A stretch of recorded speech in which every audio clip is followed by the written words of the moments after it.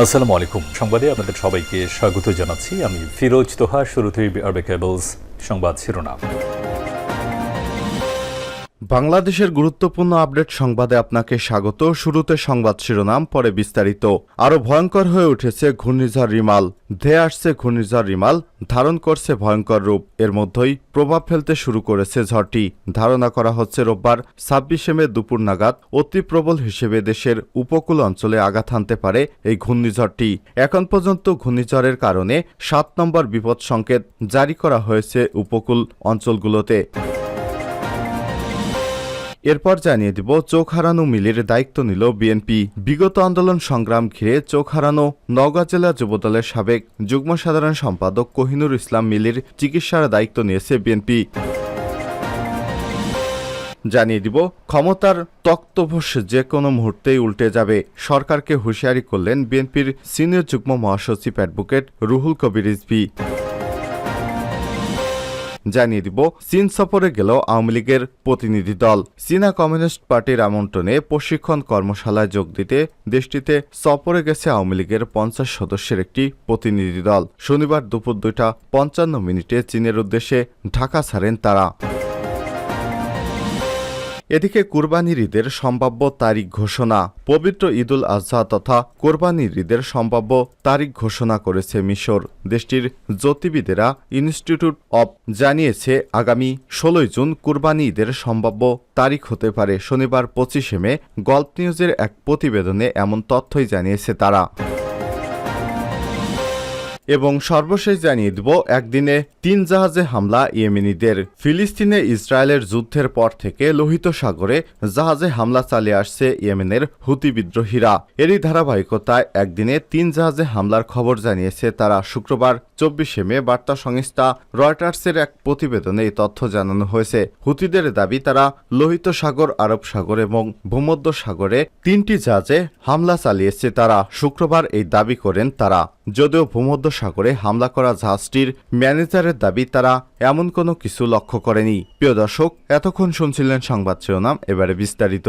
তবে তার আগে অনুরোধ থাকবে, আপনি কোন স্থান থেকে আমাদের সংবাদটি দেখছেন কমেন্ট করে জানিয়ে দিন এই সংবাদ সম্পর্কে আপনার মূল্যবান মতামত। প্রিয় দর্শক, আপনি যদি আমাদের চ্যানেলে নতুন হয়ে থাকেন, ভিডিওটি দেখতে দেখতে চ্যানেলটি সাবস্ক্রাইব করে রাখুন, যাতে করে আমাদের লেটেস্ট আপডেট সংবাদগুলো সবার আগে আপনার কাছে পৌঁছে যায়। এবারে বিস্তারিত। আরও ভয়ঙ্কর হয়ে উঠেছে ঘূর্ণিঝড় রিমাল। ধেয়ে আসছে ঘূর্ণিঝড় রিমাল। ধারণা করা হচ্ছে আরও ভয়ঙ্কর রূপে এই ঝড়টি উপকূলে আশ্রয় পড়বে। এর মধ্যেই প্রভাব ফেলতে শুরু করেছে ঝড়টি। ধারণা করা হচ্ছে রোববার 26 মে দুপুর নাগাদ অতি প্রবল হিসেবে দেশের উপকূল অঞ্চলগুলোতে আঘাত হানতে পারে এই ঘূর্ণিঝড়টি। এখন পর্যন্ত 7 নম্বর বিপদ সংকেতের কথা জানিয়েছে আবহাওয়া অধিদপ্তর। এই অবস্থায় উপকূলের 13টি সহ 18 জেলা রিমালের আঘাতে ক্ষতিগ্রস্ত হতে পারে বলে জানিয়েছে দুর্যোগ ব্যবস্থাপনা এবং ত্রাণ প্রতিমন্ত্রী মহিবুর রহমান। শনিবার 25 মে রাতে ঘূর্ণিঝড় রিমালের সর্বশেষ পরিস্থিতি নিয়ে বৈঠক শেষে এক ব্রিফিংয়ে প্রতিমন্ত্রী সব তথ্য দেন। প্রতিমন্ত্রী বলেন, ঘূর্ণিঝড়টি অতিক্রমের সময় বাতাসের গতিবেগ 110 থেকে 120 কিলোমিটার পর্যন্ত হতে পারে। কখনো কখনো এটি 135 কিলোমিটার পর্যন্ত হতে পারে। প্রতিমন্ত্রী আরও জানান, উপকূল অতিক্রম করার সময় 8 থেকে 10 ফুট জলোচ্ছ্বাসে প্লাবিত হতে পারে উপকূল অঞ্চল। এ অবস্থায় রোববার সকাল 10টা থেকে 10 নম্বর মহাবিপদ সংকেত দেওয়ার প্রস্তুতি চলছে। আবহাওয়ার বিশেষ বার্তা 8 নম্বর অনুযায়ী ঘূর্ণিঝড় কেন্দ্রের 54 কিলোমিটারের মধ্যে বাতাসের একটানা সর্বোচ্চ গতিবেগ ঘন্টায় 62 কিলোমিটার, যা দমকা অথবা ঝোড়ো হাওয়া আকারে 88 কিলোমিটার পর্যন্ত বৃদ্ধি পাচ্ছে। ঘূর্ণিঝড় কেন্দ্রের নিকটবর্তী এলাকায় সাগর খুবই উত্তাল রয়েছে।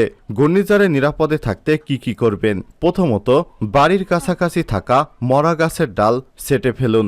গাছের ব্যাপারে সতর্ক থাকুন যাতে বাড়ির উপর এসে না পড়ে। এরপর রয়েছে টিনের পাতলা শীট, লোহার কৌটা যেখানে সেখানে পড়ে থাকলে এক জায়গায় জড়ো করুন, না হলে ঝড়ের সময় এগুলো থেকে বিপদ হতে পারে। 3 নম্বরে রয়েছে কাঠের তক্তা কাছে রাখুন যাতে কাছের জানালা সাপোর্ট দেয়া যায়। 4র্থ নম্বরে রয়েছে ফোন ল্যাপটপ ও অন্যান্য জরুরি বৈদ্যুতিক যন্ত্র আগে থেকেই চার্জ দিয়ে রাখুন। পঞ্চমে রয়েছে হালকা শুকনো খাবার রাখুন বড়সড় বিপদের জন্য। 6 পর্যাপ্ত পানি মজুত রাখুন, কারণ ঘূর্ণিঝড়ের সময় বিশুদ্ধ পানি পাওয়া যায় না অনেক সময়, সেক্ষেত্রে আপনার সংরক্ষণ করা পানিটি আপনি ওই সময় ব্যবহার করতে পারেন। 7 যে ঘরটি সবচেয়ে নিরাপদ সেখানেই আশ্রয় নিন। 8 বাড়ির পোষ্য এবং গবাদি পশুদেরও নিরাপদ স্থানে রাখুন। 9 বৈদ্যুতিক ব্যবস্থা ঠিক থাকলে টিভি খবরে নজর রাখুন, না হলে রেডিও চালিয়ে রাখতে পারেন। 10 ঝড় থামতেই বাইরে বের হবেন না, অপেক্ষা করুন, কারণ ঘূর্ণিঝড় চক্রাকার হিসেবে ঘোরে, যে কোনো সময় এটি আবারও বিপজ্জনক হয়ে উঠতে পারে। চোখ হারানো মিলির দায়িত্ব নিল বিএনপি। বিগত আন্দোলন সংগ্রাম ঘিরে চোখ হারানো নওগাঁ জেলা যুবদলের সাবেক যুগ্ম সম্পাদক কোহিনুর ইসলাম মিলির চিকিৎসার দায়িত্ব নিয়েছে বিএনপি। উন্নত চিকিৎসার জন্য বিএনপির ভারপ্রাপ্ত চেয়ারম্যান তারেক রহমানের পক্ষ থেকে তাকে নগদ আর্থিক সহায়তা প্রদান করা হয়। শনিবার 25 মে নওগাঁ শহরের কেডির মোড়ে আল ফারুক স্কুল চত্বরে জেলা যুবদল আয়োজিত এক অনুষ্ঠানে মিলির হাতে এই টাকা তুলে দেওয়া হয়। একই দিন রাতে কেন্দ্রীয় যুবদলের পক্ষ থেকে সব তথ্য জানানো হয়েছে। বিএনপির নেতারা জানান, বিক্ষোভ কর্মসূচিকে ঘিরে 2021 সালের মার্চে নওগাঁয় পুলিশের সঙ্গে বিএনপির নেতাকর্মীদের সংঘর্ষ হয়। পরিস্থিতি নিয়ন্ত্রণে পুলিশ টিয়ারশেল এবং রাবার বুলেট ও ফাঁকা গুলি ছোড়ে, এতে আহত হন কোহিনুর ইসলাম মিলি। পরে চোখ হারান তিনি। বিগত আন্দোলন সংগ্রাম ঘিরে নওগাঁ জেলায় যুবদলের অনেক নেতাকে গ্রেপ্তার করা হয়েছে। দ্বাদশ জাতীয় সংসদ নির্বাচনের পর তারা পর্যায়ক্রমে জামিনে মুক্তি পান। অনুষ্ঠানে কারামুক্ত ওইসব নেতাকর্মীদের ফুলের মালা পরিয়ে বরণ করে নেয় নেতারা। একই সঙ্গে আন্দোলন সংগ্রামে ত্যাগের জন্য তাদের ধন্যবাদ জ্ঞাপন করা হয়। পাশাপাশি গণতন্ত্র পুনরুদ্ধারে আগামীর আন্দোলন সংগ্রামে রাজপথ উজ্জীবিত ভূমিকা রাখার আহ্বান জানান তাদের।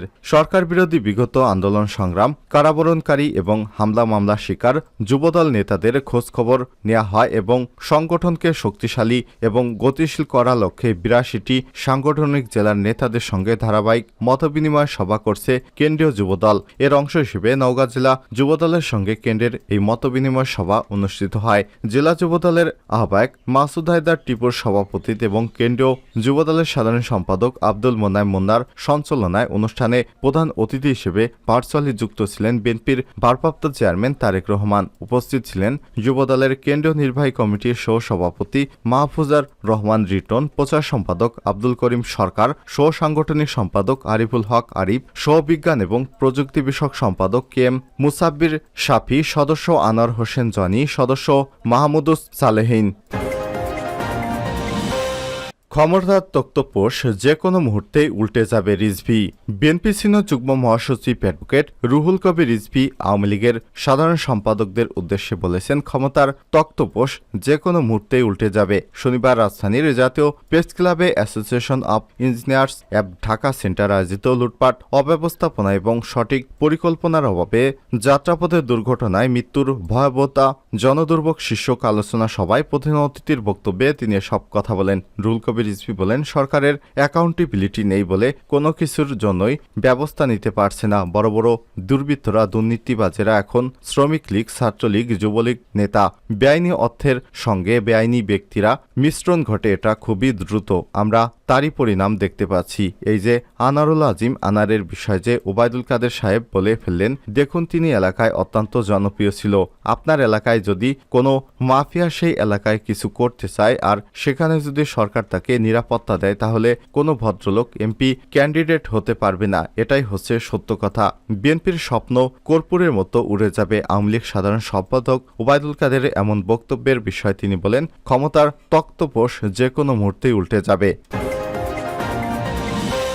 চীন সফরে গেলেও আওয়ামী লীগের প্রতিনিধি দল। চীনা কমিউনিস্ট পার্টির আমন্ত্রণে প্রশিক্ষণ কর্মশালায় যোগ দিতে দেশটির সফরে গিয়েছে আওয়ামী লীগের অন্তত 50 সদস্যের একটি প্রতিনিধি দল। শনিবার দুপুর 2:55 চীনের উদ্দেশ্যে ঢাকা ছাড়েন তারা। প্রতিনিধি দলে যুবলীগ, স্বেচ্ছাসেবক লীগ, ছাত্রলীগ, মহিলা আওয়ামী লীগ, যুব মহিলা লীগ, শ্রমিক লীগ ও মহিলা শ্রমিক লীগের কেন্দ্রীয় নেতারা রয়েছে। এতে নেতৃত্ব দিচ্ছে স্বেচ্ছাসেবক লীগের সহসভাপতি এবং সিরাজগঞ্জ 1 আসনের সংসদ সদস্য তানবীর শাকিল জয়। আগামী 5 জুন সফর শেষে তারা দেশে ফিরবেন। একদিনে 3 জাহাজে হামলা ইয়েমেনিদের। ফিলিস্তিন ইসরায়েল যুদ্ধের পর লোহিত সাগরে জাহাজে হামলা চালিয়ে আসছে ইয়েমেনের হুতি বিদ্রোহী গোষ্ঠীরা। এরই ধারাবাহিকতায় একদিনে 3 জাহাজে হামলার খবর জানিয়েছে তারা। শুক্রবার 24 মে বার্তা সংস্থা রয়টার্সের এক প্রতিবেদনে এসব তথ্য জানা গেছে। হুতিদের দাবি তারা লোহিত সাগর, আরব সাগর এবং ভূমধ্য সাগরে একযোগে 3টি জাহাজে হামলা করেছে। শুক্রবার এই দাবি করে তারা, যদিও ভূমধ্য সাগরে হামলা করা জাহাজটির ম্যানেজারের দাবি তারা এমন কিছুই লক্ষ্য করেনি। প্রতিবেদনে বলা হচ্ছে, গাজায় যুদ্ধ শুরুর পর থেকে ফিলিস্তিনিদের সমর্থনে চালানো জাহাজে হামলার সর্বশেষ ঘটনা এটি। জাহাজটির দাবি, গাজায় পর্যাপ্ত ত্রাণ সহায়তা এবং হামলা বন্ধ না হওয়া পর্যন্ত হামলা চালিয়ে যাবে তারা। হুতিদের সামরিক মুখপাত্র ইয়াহিয়া শারি টেলিভিশনে বক্তৃতায় বলেন, হুতি যোদ্ধারা লোহিত সাগরে ইয়ানিস নামের একটি জাহাজে হামলা চালিয়েছে। এছাড়াও ভূমধ্য সাগরে অ্যাক্সেস নামের একটি জাহাজ এবং আরব সাগরে MSC আলেকজান্ড্রা নামের 2টি জাহাজে হামলা চালানো হয়েছে।